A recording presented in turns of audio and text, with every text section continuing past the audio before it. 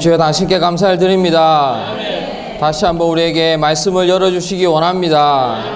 주여 악한 자의 계계를 당신이 폭로하시고 다시 한번 우리 안에 있는 악한 자를 처리하여 주소서. 그리스도께서 영광을 얻으시고 골로새서에 나와 있는 그리스도에 대한 그리스도가 어떠한 분이신지를 우리 안에 다시 한번 열어주시고 계시하시기를 원합니다. 아멘. 오 하나님의 형상, 사랑하는 아들, 또 성도들의 기업인 우리 주 예수, 그는 모든 창조물보다 먼저 나신 자, 아멘. 만물보다 먼저 계신 당신, 우리의 영광의 소망, 아멘. 주님을 찬양합니다. 오늘은 골로새서 메시지 19번에 왔습니다. 제목을 함께 선포하기 원합니다. 객관적인 계시와 주관적인 사역과 실질적인 체험, 스스로 만들고 스스로 부과한 문화와 그리스도를 대치함.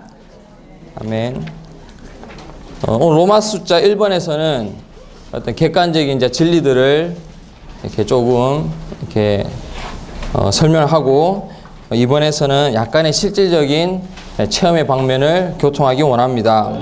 오늘 우리가 붙잡아야 될 단어는 첫 번째는 계시이고, 두 번째는 사역이고, 세 번째는 체험입니다.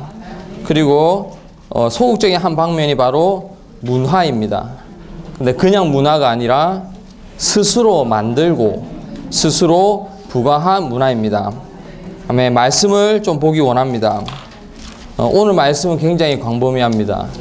우리가 골로새서가 사실은 4장까지는 끝났는데 오늘 다시 1장과 2장을 다루게 될 것입니다. 아멘. 제가 1장에 몇 구절을 선포하겠습니다. 형제 자매들께서는 아멘이라고 화답해 주시기 바랍니다. 여러분이 빛 가운데서 성도들에게 할당된 몫을 받을 자격이 있도록 하신 아버지께 감사드리기를 바랍니다. 아멘. 13절입니다. 아버지께서 우리를 어둠의 권세에서 구출하시어 그분께서 사랑하시는 아들의 왕국 안으로 옮기셨습니다. 우리는 이 아들 안에서 구속받았습니다. 곧 죄들이 용서받았습니다. 15절입니다. 이 아들은 보이지 않는 하나님의 형상이시며 모든 창조물 가운데 가장 먼저 나신 분입니다.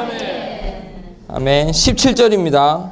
그분은 만물보다 먼저 계시고 만물은 그분 안에 연결되어 존재합니다. 18절입니다. 그분은 몸인 교회의 머리이십니다. 그분은 시작이십니다.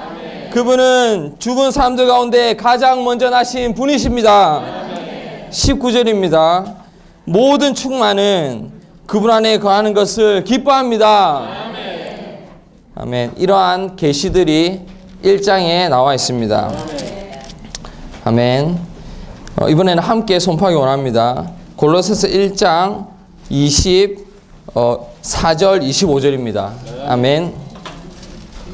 이제 나는 여러분을 위하여 받는 나의 고난을 기뻐하며 그리스도의 몸인 교회를 위하여 그리스도의 남은 고난을 내 육체에 채웁니다. 그런 위하여 하나님께서 나에게 주신 정직의 직분을 따라 내가 교회의 사역자가 된 것은 하나님의 말씀을 완성하기 위한 것입니다. 아멘. 계시 이후에 우리에게는 사역이 있습니다. 아멘. 2장에 와서는 우리가 그분을 체험하는 것을 볼 수가 있습니다. 이 2장은 이 말씀 가운데서 다시 한번 열어드리기 원합니다.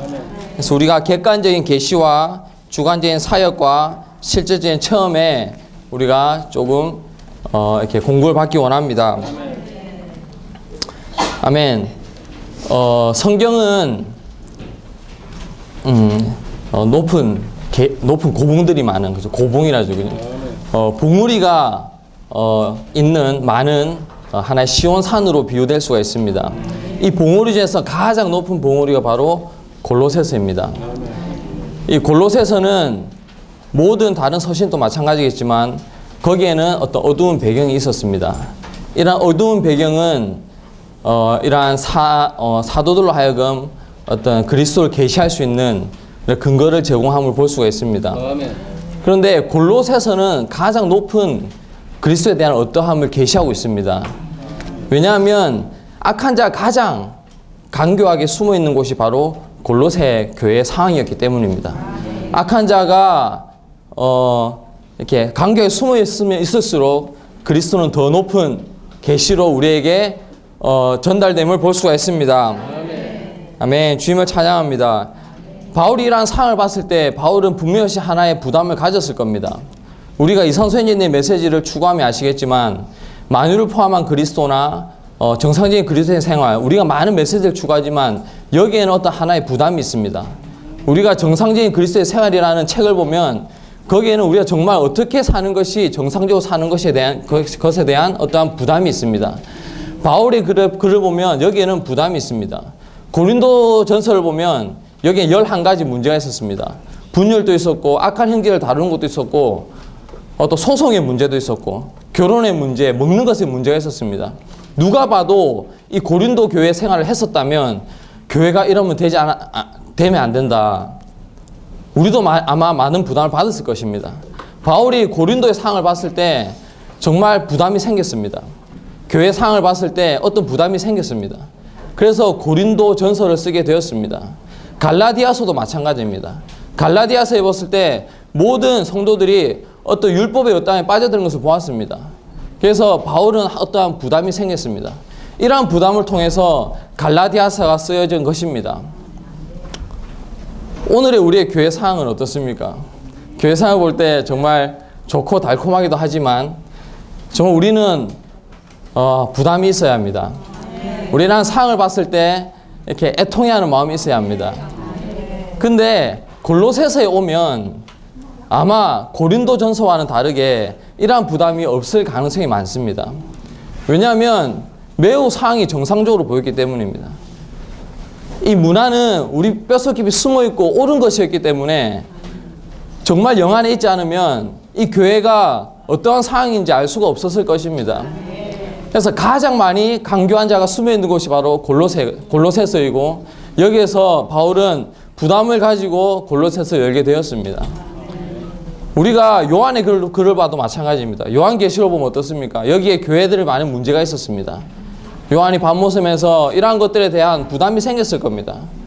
그래서 에베소 교회에 대해 서버나 보가목에 대해서 어떠한 것을 책망한 것을 볼 수 있습니다. 이것은 교회 상황이 옳지 않았음을 보여주고 있습니다. 우리 예레미야 애가서를 다 알지 않습니까? 예레미야는 이렇게 통회하는 글을 썼죠. 통곡하는, 애통해하는 그러한 글을 예레미야 애가에서 썼습니다. 제일 먼저 애통했던 것은 무엇이냐면 자신의 상황이었습니다. 그녀는 그녀의 허물, 어떤 죄, 더러움, 이러한 자신을 봤을 때 애통했습니다. 우리가 만약에 모두 영 안에서 주님 앞에 나간다면 우리는 우리 자신의 상황을 보고 애통해야 할 것입니다.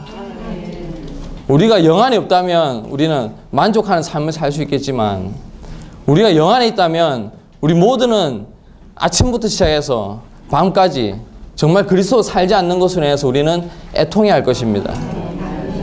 이러한 것에서 하나의 부담이 나온 것입니다.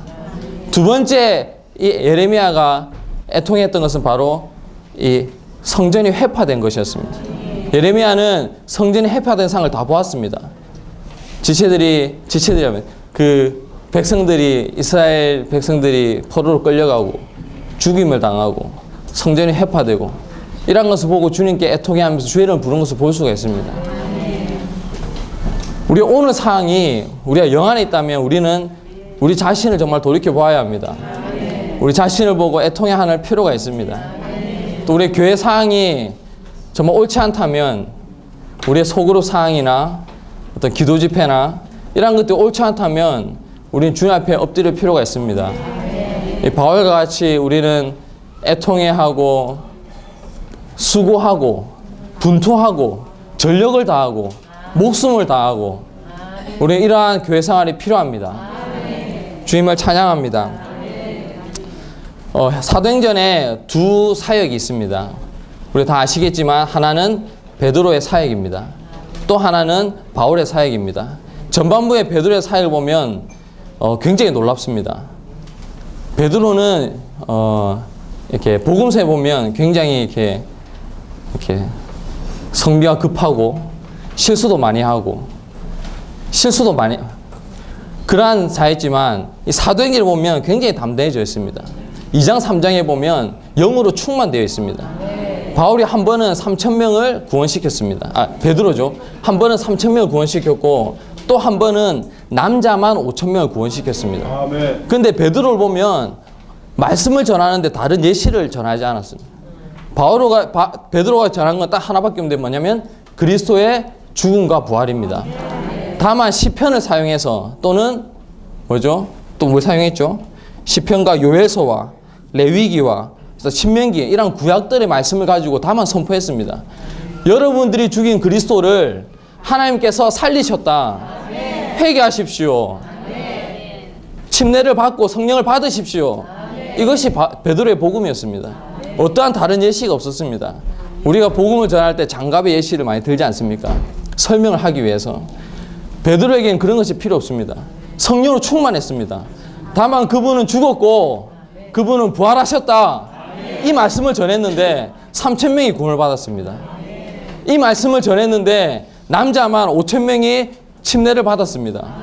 놀라운 사역이지 않습니까? 우리에게 이러한 것이 필요합니다.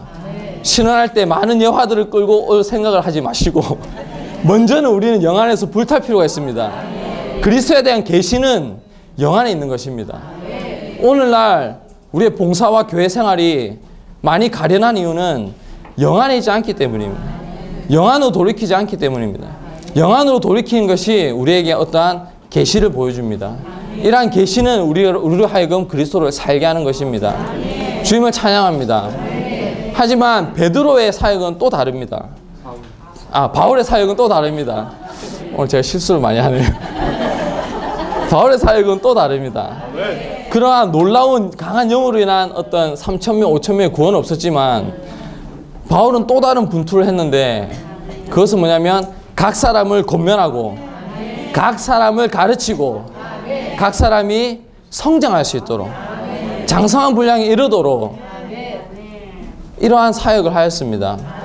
주님을 찬양합니다. 이러한 사역 가운데 우리는 이러한 놀라운 책들을 발견할 수 있습니다. 아멘. 주님을 찬양합니다. 아멘. 골로새서 1장 아까 제가 선포하고 형제자매들께서 이렇게 아멘한 이 1장의 부분은 놀라운 계시입니다. 아까도 말씀드렸지만 이 놀라운 계시는 그 배경에 따라서 계시되었습니다. 이 문화는 굉장히 뭐라 해야 됩니까? 형제자매들께서 앞에서 문화에 대해서 많이 말씀했지만 오늘 말하는 이 문화는 스스로 부과한, 스스로 만든 문화입니다. 형제자매들 혹시 문화가 가장 발달한 곳이 어딘지 아십니까? 다들 뭐 그리스라고 하시죠. 그런데 이 형제님 말씀하시기를 오늘날 문화가 가장 발달된 곳은 바로 회복입니다. 회복은 굉장히 세련된 문화를 가지고 있습니다. 저희 부모님의 세대 분들이 교회 생활 하실 때는 좀 거칠기도 했지만 요즘 교회를 보면 굉장히 세련되어 있습니다. 이러한 곳이 없습니다. 어떤 사람은 이러한 문화를 보고 감동을 받습니다. 우리 회복에 들어와서 이러한 문화를 보고 감동을 받지 않겠습니까? 나이 드신 장로 형제님들께서 저에게 먼저 인사를 하십니다. 가만히 있으면 인사를 먼저 하시는 거죠. 여기는 의사도 없고 뭐 박사도 없고 교사도 없습니다. 모두가 굉장히 이렇게 매너 있고 지체들을 이렇게 깍듯이 대하고 이러한 문화는 어디 찾아보기가 힘듭니다. 회복의 2세로서 교회 생활을 해가면서 교회 생활을 하다 보면 이렇게 많은 것을 배우는데 그 중에 하나가 뭐냐면 지체들과의 관계입니다. 자라다 보면 이제는 어른을 대하는 것이 어떤 것인지, 어떻게 하면 유쾌하게 어른을 대할지, 어떻게 하면 유쾌하게 아이들을 대할지, 어떻게 하면 우리의 동료들, 그죠? 같이 봉사하는 형제 자매들을 어떻게 대할지, 너무나도 잘 알고 있습니다. 고린도교에 그런 문제가 있었다면 우리에게 주님께 나가기가 쉽죠. 주님께 나가지 않겠습니까? 분열이 있는데, 악한 형제가 있는데, 서로 소송을 거는데, 교회가 이렇게 하면 안 돼. 아마 예레미야처럼 굉장히 애통했을 겁니다. 갈라디아서도 마찬가지입니다.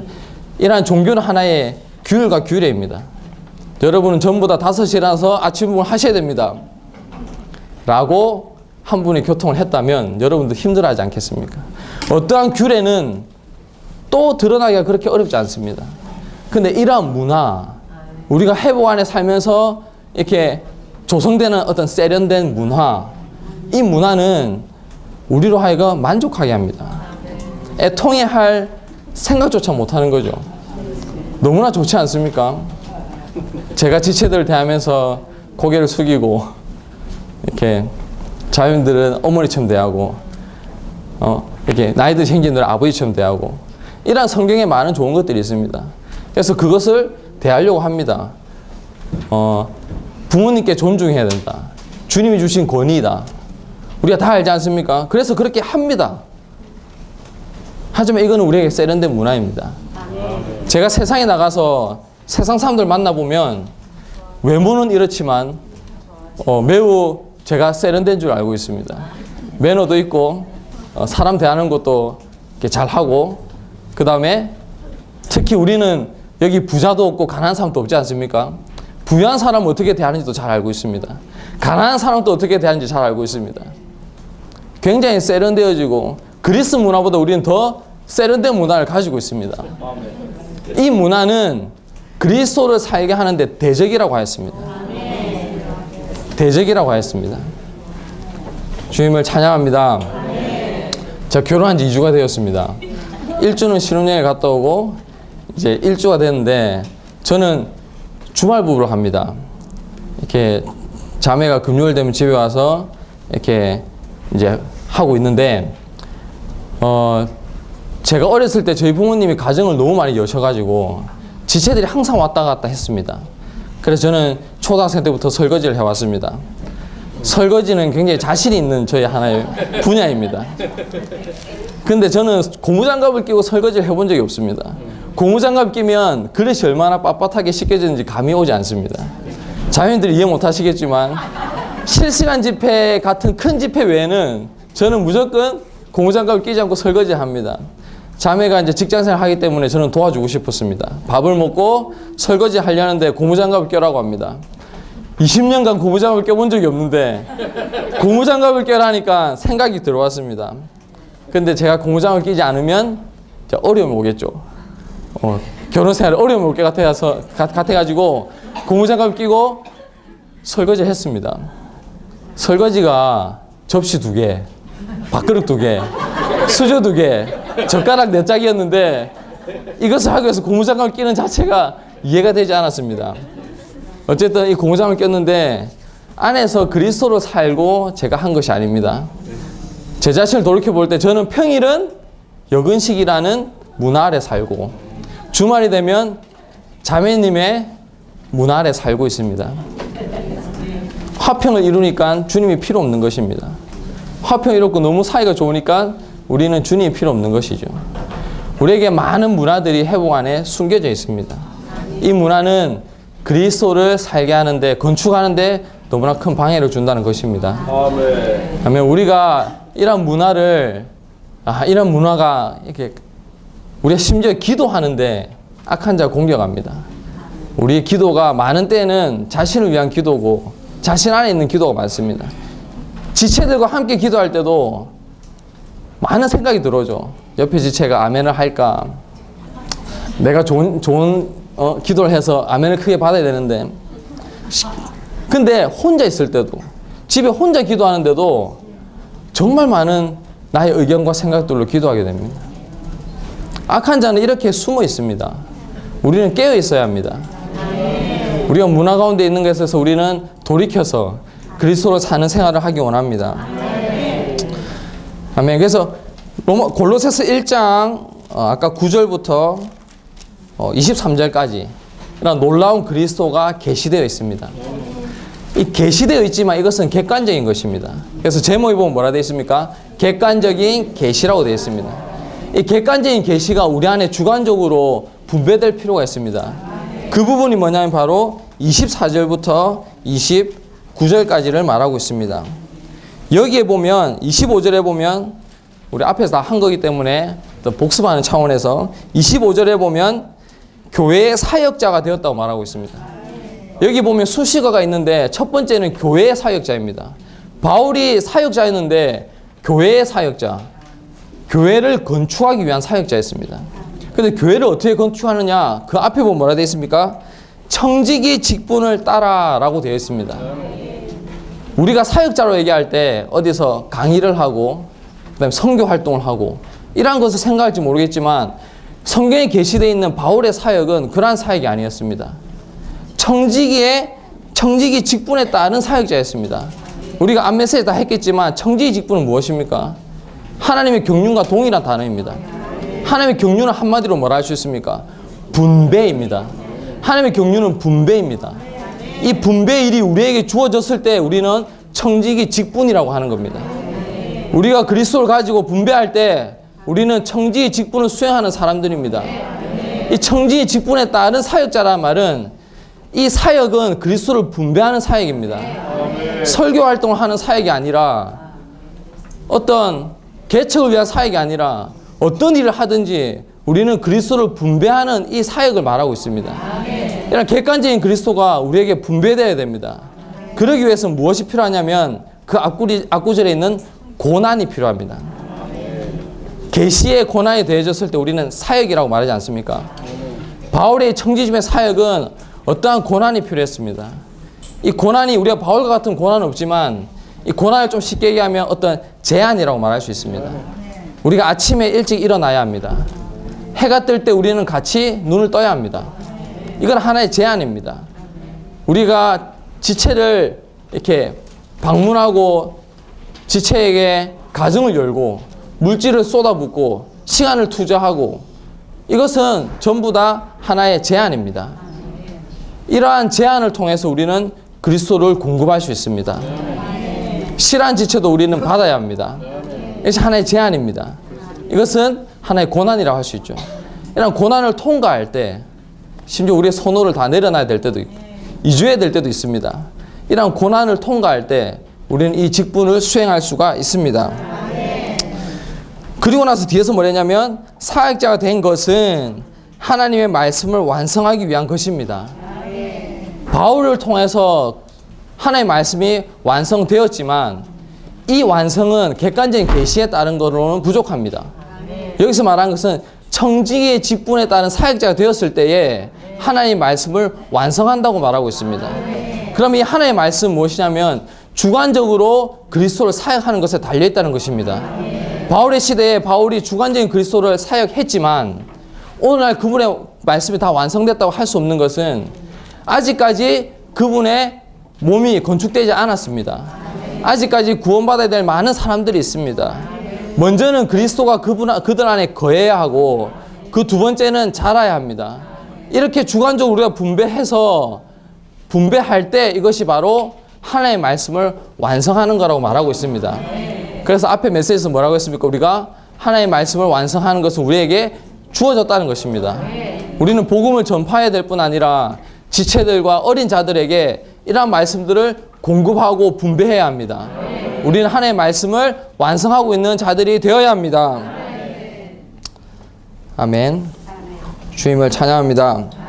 이러한 것을 위해서 바울이 뭐라 했냐면 29절에 수고하며 분투한다고 말하고 있습니다. 수고하고 분투하고 있습니다. 아멘. 또 하나의 중요한 말씀인데 28절이죠.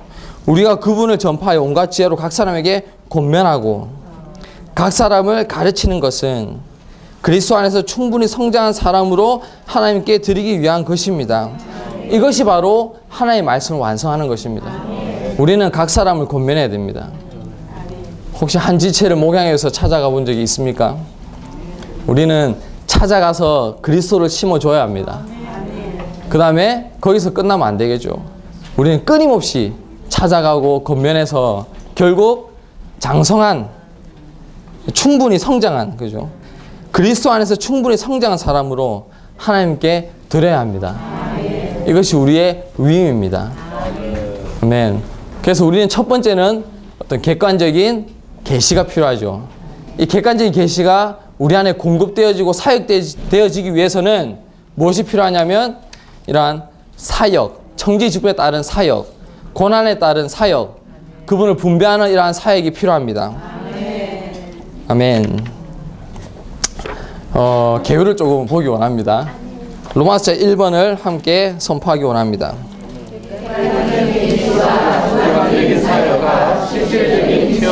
아멘. B번을 읽기 원합니다.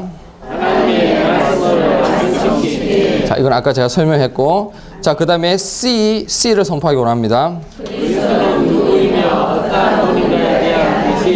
자, 첫 번째는 계시입니다. D번입니다. 두 번째는 주관적인 사역입니다. 2번을 읽기 원합니다. 모든 것을 포함한 그리스도를 체험함. 자, 2번은 이제 체험에 왔습니다. 우리가 그리스도 사역하지만 그분을 체험하지 못하는 어떠한 소극적인 요소들이 있었습니다. 그것이 바로 2장에 나와 있습니다. 우리가 기억해야 되겠습니다. 1장에는 객관적인 계시, 후반부에는 주관적인 사역, 2장은 모두가 체험입니다. 체험에 관한 것입니다. 이 체험에 관한 것이 뭐냐면 F번부터 J번까지 나와 있습니다. 우리가 그리스도를 체험하기 위해서 첫 번째 필요한 것은 뭐로? F번입니다. 뭐라 했어요? 아멘. 다시 선포하기 원합니다. 마음 안에서 기쁘게 될 필요가 있음. 자, 성경에서 뭐냐면 마음의 위로를 받고라고 되어 있습니다. 우리가 바깥의 상황들은 우리가 마음을 불편하게 만듭니다. 어떤 많은 환경들이 일어나지 않습니까? 많은 환경들이 교회 안에서도 마찬가지입니다. 지체들 사이에 많은 상처받는 일들이 생기지 않습니까? 심지어 가족 간의 문제들, 이러한 문제들, 어떤 작은 다툼, 이러한 것들은 우리로 하여금 마음을 상하게 만듭니다. 이러한 마음을 상하게 만들기 때문에 이것은 그리스도를 체험하지 못하죠. 그래서 바울이 첫 번째로 관심했던 것은 무엇이냐면 마음입니다. 그래서 마음의 위로를 받고, 우리가 어떤 상황이 있을 때 마음의 위로를 받기 원합니다. 이영재 님이 3시간 비행기에 연착되어서 마음이 상하려고 할 때 주님 앞에 가서 주님 내 마음을 지켜달라고 기도한 어떤 간증을 볼 수 있습니다. 우리의 마음은 위안을 받고 지켜져야 합니다. 그럴 때 우리는 그리스도를 체험할 수가 있습니다. 두 번째는 뭐냐면 행함입니다. 우리가 그리스도가 우리 안에 계시지만 우리는 그리스도 안에서 행할 필요가 있습니다. 아멘. G번을 함께 읽기 원합니다. 아멘. 뿌리를 내림 건축됨. 우리가 그분 안에서 뿌리를 내릴 때 그분께 자양분을 계속 얻을 때 우리는 건축될 것입니다. 이것이 그리스도를 체험하게 하는 것입니다. 자, H부터는 좀 소극적인 방면입니다. HIJ를 함께 선포하기 원합니다. 철학과 전통과 세상의 초보적인 경험, 자체적인 계모와 종교와 구례들, 문화, 그리스도에 대한 체험의 원수. 자, 2장에 보면 철학과 전통과 세상의 초보적인 교훈, 가시적인 겸허, 천사 숭배 이런 것들을 했죠. 그 다음에 종교와 규례들, 이것은 앞에서 다 다루었던 내용입니다. 이 H와 I를 다 통틀어서 한마디로 뭐라고 하냐면 문화라고 말할 수 있습니다. 이것은 그리스도에 대한 체험의 원수라고 말하고 있습니다. 우리가 그리스도를 왜 체험하지 못합니까? 아까 앞에서 말한 이러한 문화들, 특히 어떤 문화죠?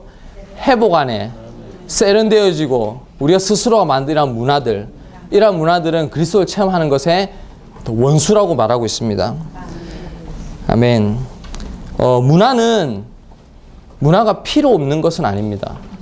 우리가 문화가 필요 없다고 말한다면 스구디아인처럼 될 것입니다. 저희 말씀드렸죠. 야만인 중에 가장 야만적인, 그죠? 스구디아인들. 이 관련된 라이프스타일 읽어보신 분들은 아시겠지만 이 스구디아인들은 희생제물을 사람으로 드렸습니다. 가죽을 다 벗기죠. 심지어 해골을 가지고 사람의 골을 가지고 이렇게 잔으로 썼습니다. 아주 야만적인 사람들이죠. 이런 분들이 교회에 있다고 생각을 해보십시오. 야만적인. 우리가 문화가 없다면 특히 자녀들 교육하는 데 있어서는 우리가 반드시 문화가 필요합니다. 우리가 문화가 없다. 그럼 비문화적인 것도 하나의 문화입니다. 우리가 문화를 없애라는 말이 아닙니다. 고상한 문화를 없애야지. 그럼 좀 거칠어져 볼까? 이런 것이 아닙니다. 우리가 문화가 없다면 이 아이들은 예의 없게 됩니다. 어른을 보고 인사할 줄도 모르겠죠. 예의 없고 굉장히 거칠어집니다. 그들에게는 문화가 필요합니다. 문화는 필요 없는 것이 아닙니다. 문화는 필요하지만 이러한 문화는 언제까지 필요합니까? 스스로 그리스도로 살 때까지. 중고등학생들은 어느 정도 문화가 필요합니다. 스스로 그리스도로 살 때까지는 그러한 문화가 조성되어야 합니다. 가장 높은 문화가 조성되어야 합니다. 세련된 문화가 조성되어야 합니다.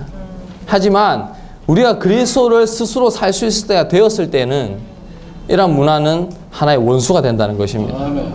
우리는 모두 다 여기 계신 분들은 적어도 그리스도를 다 살 수 있는 분들입니다. 그리스도 우리 안에 사라질 때 사실은 외적인 문화를 보면 가장 높은 문화이지 않겠습니까? 우리 안에는 그런 인성이 어떻게 표현되겠습니까? 문화는 오해하지 마시고 불필요한 것이 아니고 필요하지만 우리는 그리스도를 사는 것이 필요합니다. 그래서 K번에 보면 우리가 이것이 문화인가 저것이 문화인가 이러다 보면 우리 생각 가운데 빠지지 않겠습니까? 우리는 다만 그리스도를 사는 것을 배우기 원합니다. 고무장갑을 주님 껴야 됩니까? 주님이 껴라고 하시겠죠. 그럼 우리는 고무장갑을 끼는 겁니다. 자매의 말을 들어야 합니까? 안에서 주님이 우리의 느낌을 주시면 우리는 듣는 것입니다. 저번 주에 하가원이님께서 말씀하셨지만 여기 회복에 와보니까 아무도 영화를 보지 않습니다. 나도 영화를 보면 안 되겠다. 모든 사람이 가정을 여니까 나도 가정을 열어야겠다. 이러한 것이 아니라는 것입니다. 우리 안에 그리스도께서 영화를 보는 거 싫어하시기 때문에 내가 그리스도로 사는데 그리스도는 영화 보기 싫어하십니다. 그렇기 때문에 우리는 영화를 보지 않는 것입니다. 우리가 부모님께 순종하는 것은 주님이 안에서 느낌을 주시기 때문에 주님은 순종하는 어떤 생명이시기 때문에 우리가 순종하는 것입니다. 이것은 하나의 문화라고 할 수가 없습니다. 아멘. 주님을 찬양합니다. 아멘. 이제 로마서 2번에 왔는데 한번 선포하기 원합니다.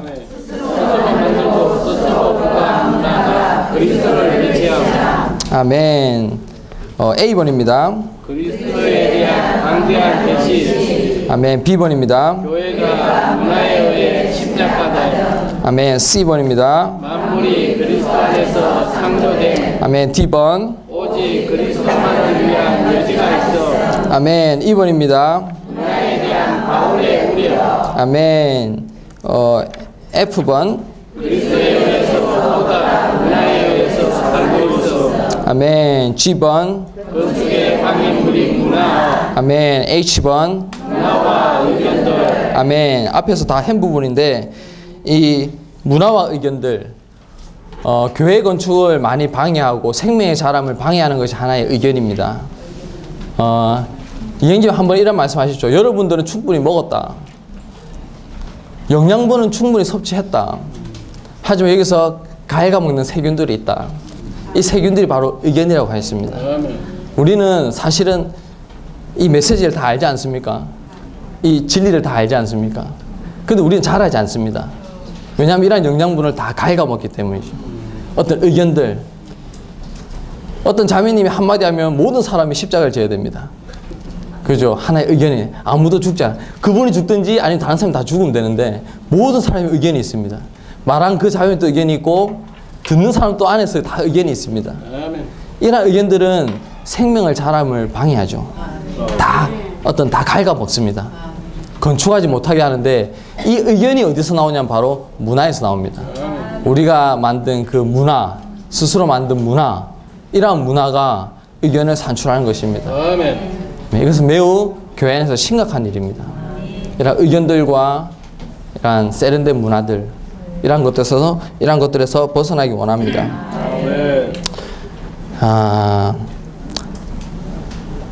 심지어 제가 이런 말 하기 굉장히 조심스럽지만 잘 분별해서 들으시기 원합니다. 심지어 우리의 집회들, 이런 집회들이 하나가 문화가 될 수 있습니다. 문화가 되는 것은 무엇이냐면 시간이 되면 집회에 오고 시간이 되면 집에 가는 것입니다. 오늘 많은 만찬 집회가 그렇습니다. 각종 집회들이 그렇죠. 시간 되면 옵니다. 찬송을 부르고 떡을 떼고 쉬는 집회를 하고 시간 되면 갑니다. 이것은 어떤 예배의 형식입니다. 교파에서 하는 많은 문화들이죠. 오늘날 교회가 이렇다면 이것은 적지 않은 심각함을 불러오는 것입니다. 우리가 예배로 떨어졌다면 우리는 다시 앞에 주님께 돌이킬 필요가 있습니다. 심지어 가장 중요하다는 그 만찬 집회, 떡을 떼는 집회도 하나의 문화가 들어와 있습니다. 이영재님이 어떤 간증을 들어보면 가장 인수가 증가했을 때, 집회가 가장 좋았을 때가 언제였냐면 미국의 한 지방교회에서 1시간 전에 모두가 모였다 했습니다. 1시간 전에 모두가 모여가지고 그분들이 의자를 배열하고 집회를 정리하고 청소를 하고 의자 간격을 다 맞추고 30분 전에 앉아서 기도하고 찬송하고 주님을 누리고 그러한 집회가 있었는데 그때 굉장히 많은 인수가 증가했댔습니다. 그리고 이 집회가 더 이상 종교적이지 않았댔습니다. 모두가 주님을 찬양하고 주님을 간증하고 주님이 영광을 얻으시고 모든 찬송도 주님과 초점이 잡혀 있을 뿐 아니라 모든 사람이 앞자리에 앉아서 그러한 집회가 있었다고 했습니다. 근데 혹시 우려가 돼서 하는 얘기입니다. 우리가 집회가 이렇게 늦진 않은지 다만 주일이 되었으니까 집회 갔다가 만약에 시간이 되어서 가는 거라면 우리는 이미 문 안에 있는 것입니다. 어떤 기쁨도 만족도 없고 누릴도 없고 그냥 집에 가는 것이죠. 그리고 그 다음 주가 되면 또 시간이 되었으니까 성시에 들고 집회에 와서 또 이런 생활을 할 수도 있습니다. 하지만 우리가 정말 그리스도 살고 이 집회에 대한 원칙을 알고 그분이 영광을 얻으신다는 것을 안다면 우리는 더 이상 이러한 문화에 있을 수 없습니다. 먼저 우리 자신을 보고 문화에서 해방되기 원합니다. 우리 교회 상이 그렇다면 함께 중보기도 하기 원합니다. 정말 이러한 문화가 다 제거되고 악한 자가 드러나고 수치를 당하고 그리스도께서 우리 안에 자라고 영광을 얻으시기 원합니다. 주님을 찬양합니다.